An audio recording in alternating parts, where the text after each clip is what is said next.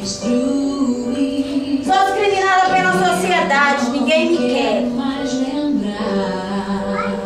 Não tenho comida, não vou mais chorar. Não tenho casa, foi o que família minha vida ninguém.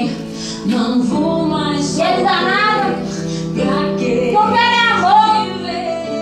Só quero um pouquinho de amor. Um pouquinho de alegria. Quero ser alguém. Mas ninguém me dá a oportunidade para as pessoas me enxergar. Mas eu ouvi falar e me diz que tem uma tal de igreja aí. Diz que é uma família. Eu vou lá nessa igreja para ver se eles resolvem o meu problema.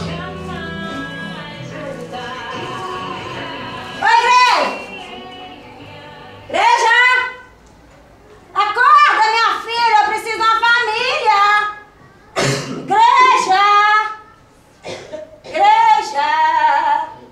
Acorda, eu quero uma família.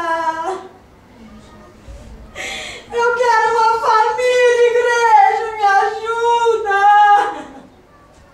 Me ajuda, igreja, eu não consigo mais, eu não aguento mais.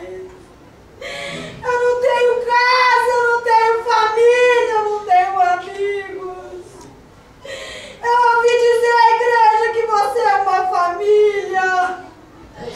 Eu ouvi dizer à igreja que você pode me ajudar, igreja. Acorda, igreja! Eu estou cansada! A minha alma está gemendo, igreja! Me ajuda!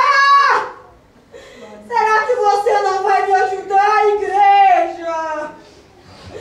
Igreja, abre as portas, eu preciso de um abrigo. Me ajuda, igreja. Acorda, igreja, me ajuda, igreja. Igreja, acorda, igreja. Me ajuda, igreja, me ajuda.